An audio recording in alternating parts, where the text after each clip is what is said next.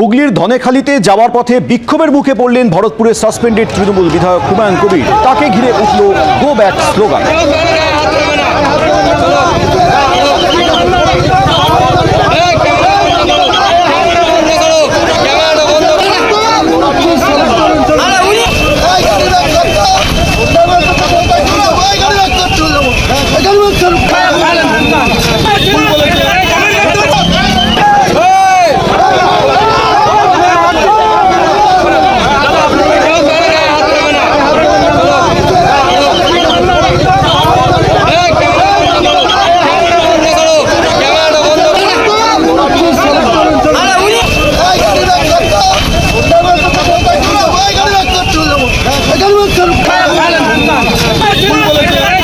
গতকাল যখন হুগলির ধনেখালিতে যাচ্ছিলেন হুমায়ুন কবির, তখন তাকে ঘিরে বিক্ষোভ শুরু হয়, ওঠে গো ব্যাক স্লোগান।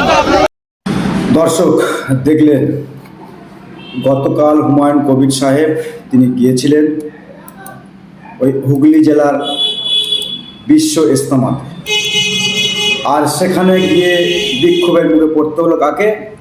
ভরতপুরের বিধায়ক হুমায়ুন কবিরকে। যদিও এখন দল তাকে সাসপেন্ড করেছে, তিনি কিন্তু রিজাইন দেয়নি। তো অতএব আমরা বলতে পারি ভরতপুরের বিধায়ক হুমায়ুন কবির তিনি একটি দল গঠন করেছেন, জনতা উন্নয়ন পার্টি, এবং তার চেয়ারম্যান তিনি নিজে। তো আমরা বলতে চাই যে বিশ্ব ইজতেমা মুসলিমদের একটি সেটা কিন্তু ধর্মীয় ব্যাপার। সেখানে কিন্তু বলা হচ্ছে বেরাজনৈতিক মানে অরাজনৈতিক সংগঠন সেখানে যাবে, রাজনৈতিক ব্যানারে কিন্তু না। কারণ মুসলিমদের একটা বিশ্বাসের জায়গা সেটা তৈরি হয়েছে, এবং বিশ্ব ইজতেমা বহু বছর আগে হয়েছিল ভারতে, পশ্চিমবঙ্গে আবারও কিন্তু হয়েছে। কিন্তু সেখানে হুমায়ুন কবিরকে গো ব্যাক স্লোগান এবং তার গাড়ির সামনে সব আড়গোড় খাচ্ছে দেখছিলাম। এটা কোন ধরনের মানে প্রতিবাদ?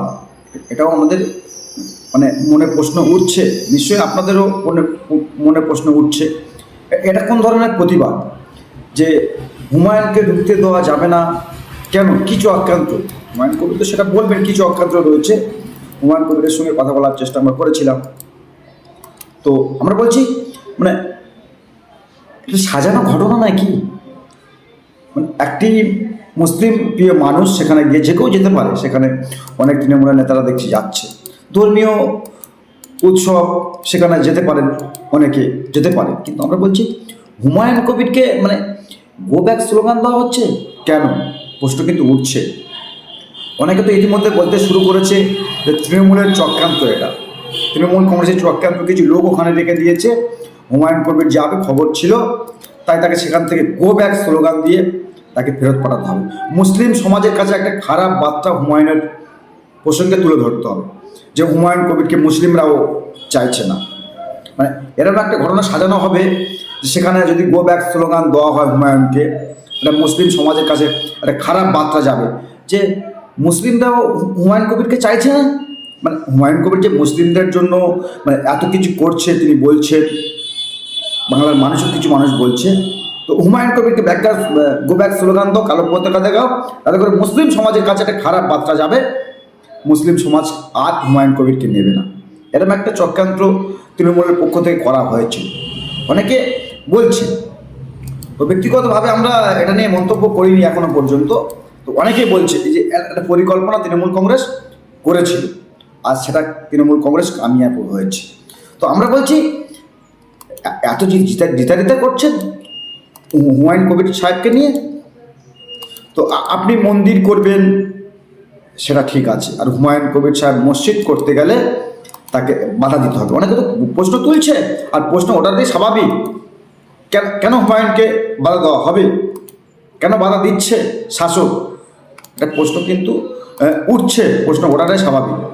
তো আমরা এখন শোনাবো হুমায়ুন কবির সাহেবের সঙ্গে কি হয়েছিল গতকাল, হুমায়ুন কবিরের সঙ্গে এই বিশ্ব ইজতেমায় কী হয়েছিল সেটা বর্তমান আপনার শোনাবো আপনাদেরকে, যে কি আসলে হয়েছিল, হুমায়ুন কবির কেন গো ব্যাক স্লোগানটা তাকে দেওয়া হবে, আর কারা এনারা কারা আর কি হুমায়ুনকে ওই গো ব্যাক স্লোগান দিচ্ছে, এটাও ভাববার বিষয় রয়েছে, এটাও ভাবতে হবে আমাদেরকে।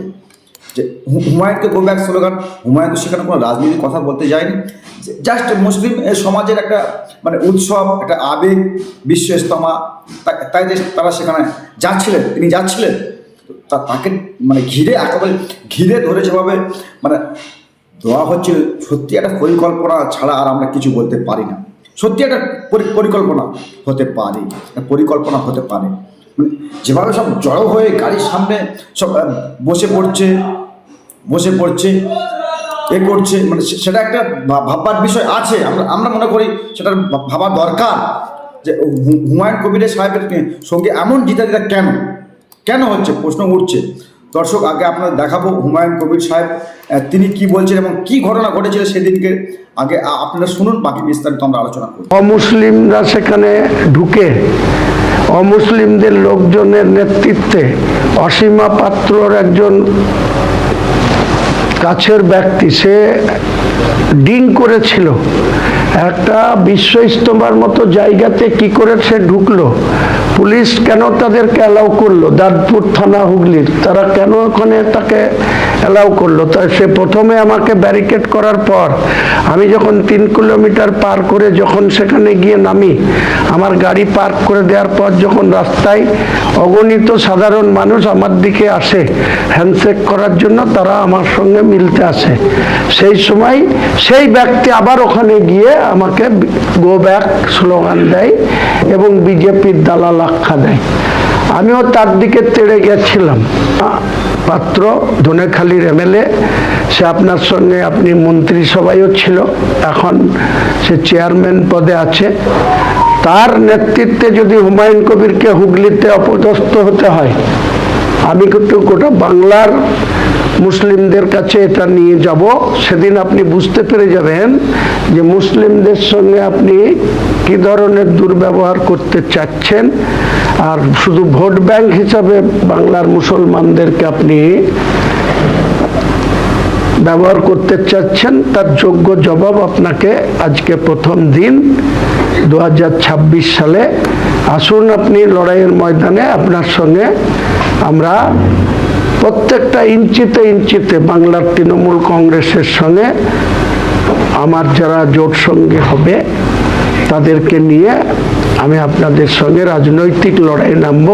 বাংলায় কিছু একটা চলছে, এই বাংলায় কিছু একটা হচ্ছে, দফায় উত্তপ্ত হচ্ছে গোটা সেই বাংলার খবরে চোখ রাখবো আমরা। পশ্চিম বাংলায় হচ্ছেটা কি, ওকে চোখ রেখে প্রশ্ন করবো আমরা। ইনসাফ প্রেমী মানুষের কণ্ঠ।